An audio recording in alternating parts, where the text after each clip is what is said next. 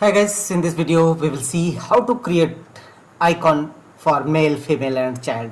Very interesting subject. Simply for male icon, type 1F6B9 code and press Alt plus X, and you can see male icon will now successfully created. Now we will see how to create female icon 1F6B alpha and press Alt plus X, and you can see a female icon is successfully created.